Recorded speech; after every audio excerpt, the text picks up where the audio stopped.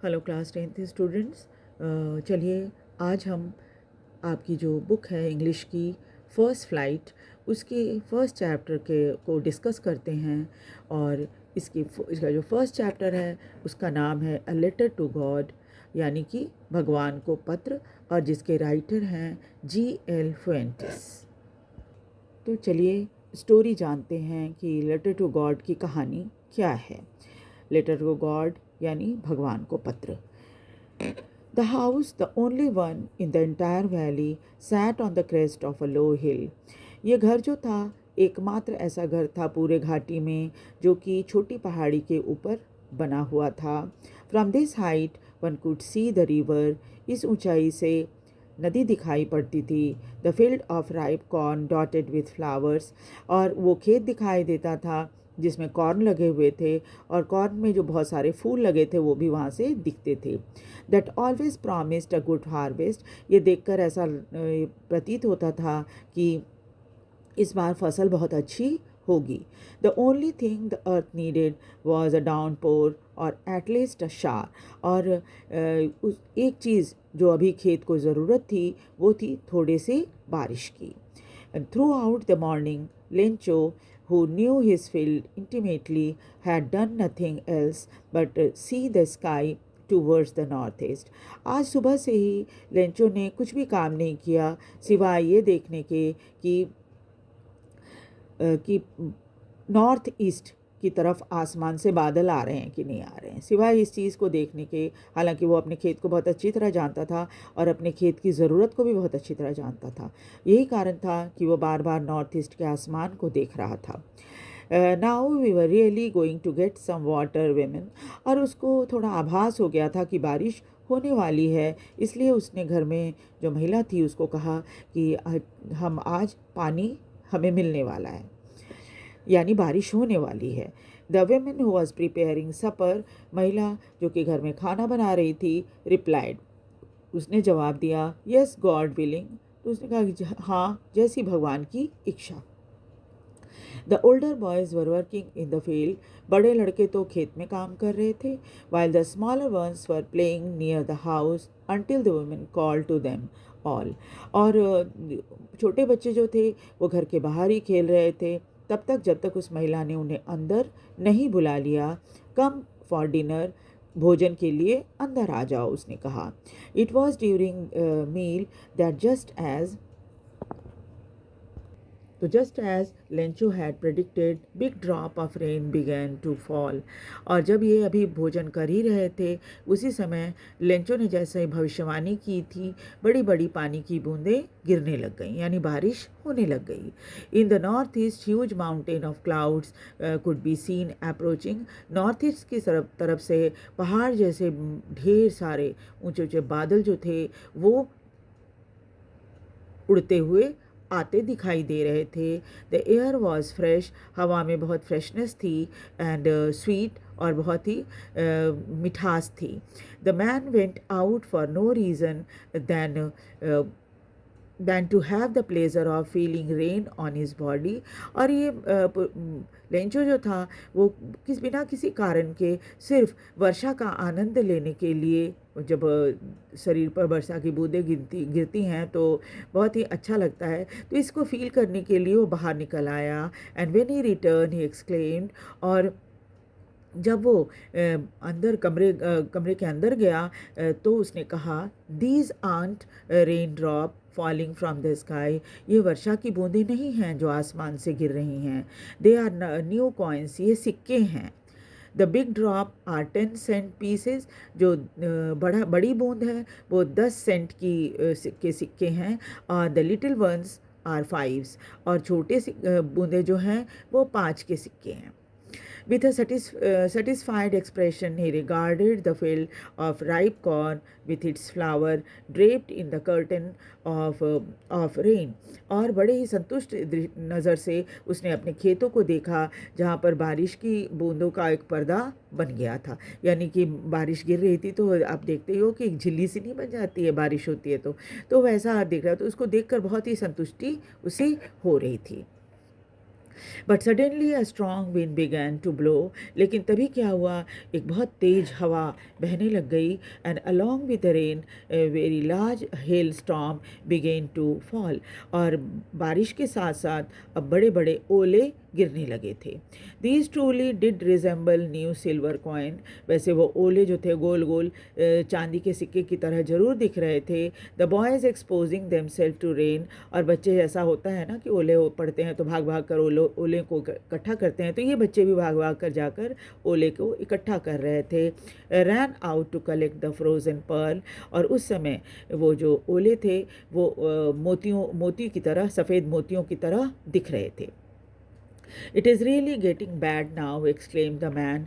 तो तब लेंचो ने कहा कि सचमुच ये बहुत बुरा हो रहा है। I hope it passes quickly, और मैं उम्मीद करता हूँ कि जल्दी ही ये जो ओलों की बारिश हो रही है ये बंद हो जाएगी। But it did not pass quickly, लेकिन उसने तो उम्मीद की थी कि जल्दी बंद हो जाए, मगर ऐसा कुछ हुआ नहीं। For an hour the hell rain on the house, 1 घंटे तक ओले पड़ते रहे घर के ऊपर। द गार्डन, उसके गार्डन में, हिल साइड, पहाड़ी के ऊपर, उसके कॉर्नफील्ड के ऊपर, ऑन द होल वैली, पूरी घाटी में ओलों की वर्षा 1 घंटे तक चलती रही।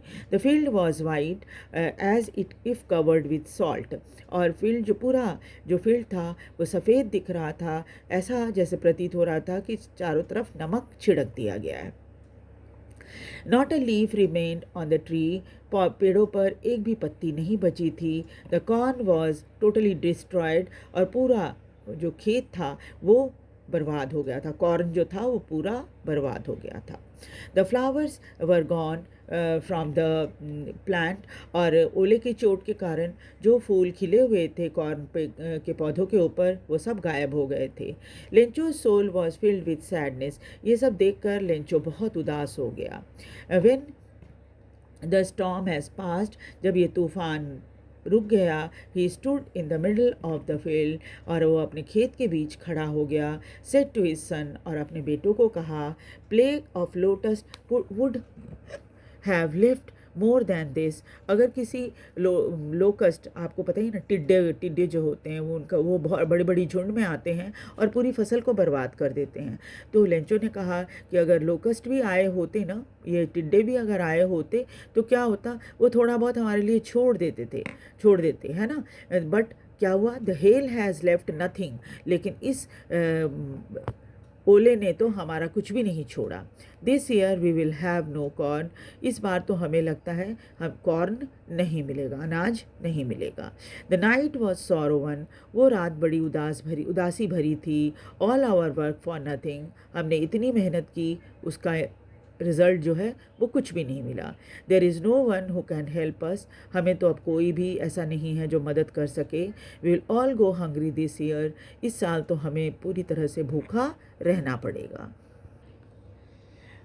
But in the hearts of all who lived in the solitary house in the middle of the valley, there was a single hope, help from God. लेकिन इस घर में, जो कि अकेला घर था इस घाटी के बीच, यहाँ पर रहने वाले सभी लोगों के मन में बस एक ही विश्वास था, एक उम्मीद थी, वो था भगवान से मदद की उम्मीद। Don't be so upset even though this seems like total loss, हमें इतना अपसेट नहीं होना चाहिए, हालांकि ऐसा लग रहा है जैसे हमने सब कुछ खो दिया है। Remember no one dies of hunger, याद रखना कोई भूखा नहीं मरता। That is what they say, no one dies of hunger, यही कहते हैं, यानी हमारे जो रिलीजियस बुक्स हैं वो यही कहते हैं कि कोई भूख से नहीं मरता। ऑल दो through the night Lencho thought only of his one hope, सारी रात लेंचो बस एक ही उम्मीद के बारे में सोचता रहा। वो उम्मीद क्या थी, द हेल्प फ्रॉम गॉड, यानी भगवान की से मदद की। Those eyes as has been instructed, वो आँखें, जैसा कि उसने हमेशा पढ़ा था, सुना था, सी एवरीथिंग, वो हर चीज़ देख सकते हैं, यानी भगवान की आँखें जो होती हैं वो हर चीज़ को देख सकते हैं। Even what is deep in our conscious, even जो हमारे मन के अंदर चल रहा है उसको भी भगवान जान जाते हैं या देख लेते हैं। Lencho was an ox of a man working like animal in the field, Lencho जो था वो अपने खेत में वैसे ही काम करता था जैसे जैसे एक बैल का काम करता है। बैल आप जानते ही हैं, खेतों में काम करता है, बहुत मेहनत करता है। तो लेंचो भी एक बैल की तरह अपने खेतों में मेहनत किया करता था। But still he knew how to write, लेकिन आप ये मत समझिए कि वो एक किसान था तो उसे लिखना पढ़ना नहीं आता था, वो थोड़ा बहुत लिखना जानता था। The following Sunday at the day break he began to write a letter which he himself would carry to town and place in the mail. और अगले दिन संडे को उसने ये फैसला किया कि सुबह उठेगा और उठकर एक पत्र लिखेगा जिसे वो खुद जाकर शहर के जो पोस्ट बॉक्स होता है उसमें वो जो लेटर बॉक्स, पोस्ट बॉक्स नहीं, लेटर बॉक्स जो होता है उसमें वो खुद जाकर डालेगा। It was nothing less than a letter to God, और ये पत्र बस भगवान को लिखा गया था। गॉड ही रोट, जो पत्र उसने लिखा था उसमें क्या बातें लिखी थी उसने? God he wrote, if you don't help me, भगवान अगर आप हमें मदद नहीं करेंगे, my family and I will go hungry this year, इस साल मैं और मेरा परिवार भूखा रह जाएगा। I need 100 pesos in order to sow my field again, मुझे 100 पीसोज, मैक्सिको में जो ये चलते हैं ना, करेंसी चलती है, उसको पीसो कहा जाता है। जैसे हमारे देश में रुपया कहा जाता है, मैक्सिको में जो चलते हैं करेंसी उसको पीसो कहा जाता है। तो उसने भगवान से कहा कि आप हमें 100 पीसो दे दीजिए, क्योंकि हमें अपने खेत जोतने के लिए 100 पीसो चाहिए। And to live until the crop come, और हम किसी तरह से इस 100 पीसों जो आप मुझे देंगे उससे हम अपने खेत जोतेंगे, और जब तक खेत में फसल ना आ जाए तब तक हम खाएंगे। मतलब जो आपने पैसा दिया उससे हमारा भोजन भी होगा और हमारे खेत को भी हम जोत लेंगे, बोएंगे उसमें अनाज को। बिकॉज द हेल स्टॉर्म, फिर आगे वही पूरी कहानी थी कि हेल स्टॉर्म के कारण मेरा खेत बर्बाद हो गया, इसीलिए मुझे इस 100 पीसों की ज़रूरत है। ही रोट टू गॉड, और ऊपर में जैसे हम एड्रेस लिखते हैं तो ऊपर में इस व्यक्ति का नाम लिखते हैं जिसको हमने पत्र लिखा है, तो उसने एनवेलप के ऊपर टू गॉड लिखा और पुट द लेटर इनसाइड, और पत्र को लिफाफे के अंदर डाल दिया। Still troubled went to town, problem तो थी लेकिन वह फिर शहर गया।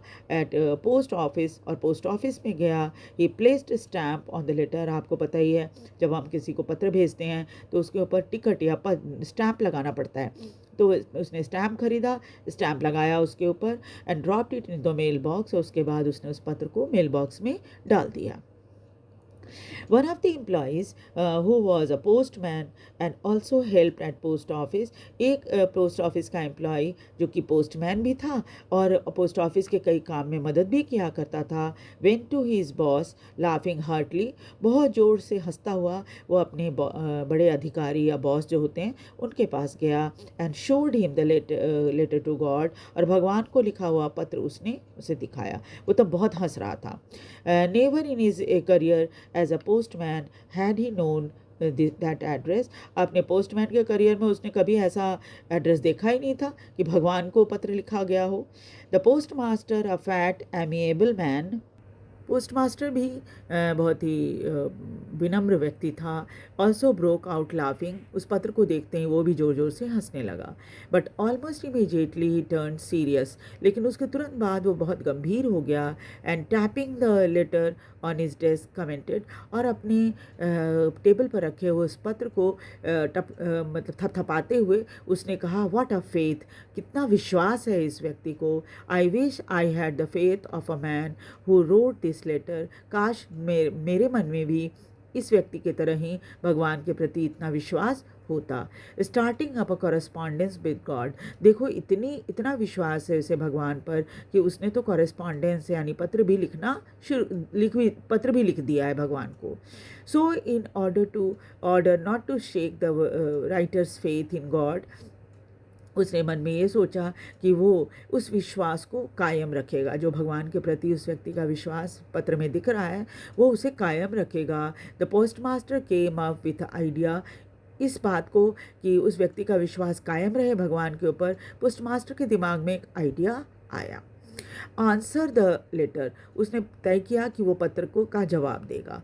But when he opened it, लेकिन जब उसने उस पत्र को खोला, लेंचो ने जो पत्र लिखा था उसको उसने खोला, it was evident that to answer it he needed some more than goodwill of ink and paper. लेकिन पत्र खोलने के बाद जब उसने पत्र को पढ़ा तो उसे समझ में आया कि सिर्फ भगवान की तरफ से पत्र लिख देने से इस व्यक्ति को काम नहीं चलेगा, क्योंकि इसे और कुछ भी चाहिए। सिर्फ इंक और पेपर की ही ज़रूरत नहीं है, और भी कई चीज़ों की ज़रूरत है। But he stuck to his resolution. लेकिन उसने मन में एक बार ठान लिया था कि इस व्यक्ति के विश्वास को चोट नहीं पहुंचाएंगे। He ask for money from his employ. इसलिए बहुत सारे लोगों को उसने डोनेट करने के लिए कहा, अपने कई एम्प्लॉयज़ को कहा। He himself gave part of his salary. अपनी सैलरी से भी थोड़ा पैसा उसने उसमें जो कलेक्शन कर रहा था डोनेशन में, उसने वो डाला। Several friends of his were obliged to give something for an act of charity. और चैरिटी के लिए कई उसके दोस्तों ने भी दान में थोड़ा पैसा दिया। It was impossible for him to gather together the 100 peso. लेकिन फिर भी इस पोस्ट मास्टर के लिए ये संभव नहीं था कि वो 100 पीसो इकट्ठा कर ले। So he was able to send the farmer only a little more than half. इसलिए उसने इस लेंचो को थोड़ा यानी आधे से, यानी 50 पीसों से ज़्यादा, यानी अराउंड 70 पीसों उसने उसको भेजा। He put the money in an envelope address to Lencho. और जो 70 पीसों उसके इकट्ठा हुए थे, उसने पत्र लिखा लेंचो को और एनवेलप में सारे पैसे डाल दिए। With it a letter containing only a single word a signature God. और एक पत्र की जगह पर उसने कुछ लिखा नहीं, बस एक ही शब्द लिखा, वो था गॉड, यानी कि ये पैसा गॉड तुम्हें भेज रहे हैं। The following Sunday, Lencho came a bit earlier than usual to ask if there was a letter for him. अगले संडे को लेंचो जो है थोड़ा जल्दी आ गया था ये जानने के लिए कि क्या उसके लिए कोई पत्र आया है। It was a postman himself who handed the letter to him. The postman खुद उसको ये पत्र दिया जो पोस्ट मास्टर ने लिखा था। While the postmaster experiencing the contentment of a man who was performed a good deed। और पोस्ट मास्टर जो था बड़े संतुष्ट मन से वो देख रहा था कि उसने एक अच्छा काम किया है और उसका रिजल्ट भी अच्छा ही होगा। Looked on from his office. और वो चुपचाप से बैठकर लेंचो के जो एक्सप्रेशन थे उसको देख रहा था। Lencho showed not a slightest surprise on seeing the money. पैसा देखकर लेंचो के चेहरे पर जरा भी सरप्राइज नहीं हुआ। इतना विश्वास था उसको भगवान के ऊपर कि वो भगवान को पत्र लिख रहा है, अपनी प्रॉब्लम बता रहा है, तो भगवान उसे ज़रूर मदद करेंगे। सच वॉज हिज कॉन्फिडेंस। उसको इतना विश्वास था। But he became angry when he counted the money. लेकिन जब उसने पैसा गिना तो वो नाराज़ हो गया। God could not have made a mistake. भगवान से गलती तो कभी नहीं हो सकती थी। Nor could he have denied Lencho what he was requested. और न ही वो लेंचो को कभी इस चीज़ से मना कर सकते थे कि जो रिक्वेस्ट उसने किया है 100 पीसों की उसमें वो कम कर दें। ऐसा भगवान कभी नहीं करते। Immediately Lencho went up to the window. तुरंत वो खिड़की के पास गया to ask for paper and ink. और उसने पेपर और इंक मांगा काउंटर पे जाके। On the public writing table, आपको पता ही है पोस्ट ऑफिस में राइटिंग टेबल वगैरह हुआ करती है, तो एक पब्लिक राइटिंग टेबल थी, वो वहाँ गया। He started to write. और उसने पत्र लिखना शुरू किया with much wrinkle of his brow. जैसे उसे लग रहा था जवाब लिखने में थोड़ा सा परेशानी हो रही है, परेशानी यानी कि टेंशन में है वो। Cause by the effort he had to make to express his idea. अपने मन के विचार को शब्दों में लिखने में उसे थोड़ा सा जोर डालना पड़ रहा था। व्हेन ही फिनिश्ड, जब उसने अपना पत्र पूरा कर लिया, he went to the window to buy a stamp which he licked and then affixed to the envelope. और उसके बाद उसने, अक्सर देखते हैं आपके थूक से लोग जो है वो स्टैम्प लगा लेते हैं, है ना, तो लेंचो ने भी वैसे ही किया। ब्लो इज विथ फिस्ट, और जोर से मुक्का मारकर उसे चिपका दिया इस पे एनवेलप पे। The moment the letter fell into the mailbox, the postmaster went to open it। और जैसे ही उसने मेल बॉक्स में डाला पत्र को, पोस्टमास्टर तुरंत गया, उस पत्र को निकाला और खोलकर पढ़ा। God for the money that he ask for I ask for only 70 pesos reached me. मतलब भगवान, मैंने जितना पैसा आपसे मांगा था उसमें सिर्फ 70 पीसो मेरे पास पहुंचा है। सेंड मी द रेस्ट, बाकी पैसा भी मुझे दे दें, यानी बाकी पीसो 30 पीसो जो बच रहा है वो भी आप मुझे दे दें। Since I need very much, क्योंकि इसकी मुझे बहुत ज़रूरत है।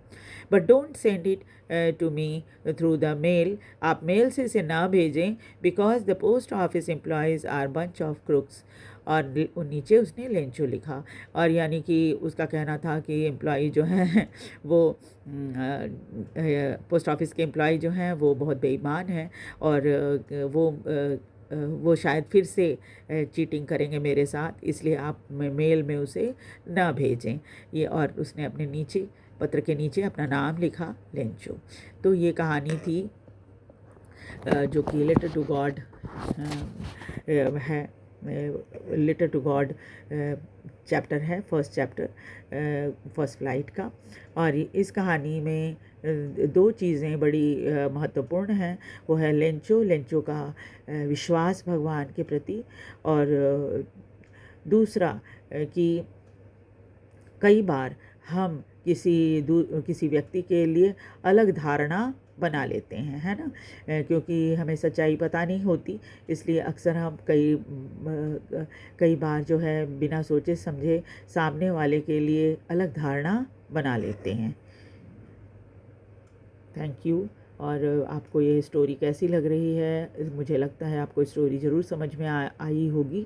और एक बार स्टोरी अगर आप अच्छे से जान जाएं तो किसी तरह का प्रश्न जो है अगर चैप्टर से पूछा जाए तो आपको जवाब देना बहुत ही आसान हो जाएगा, है ना।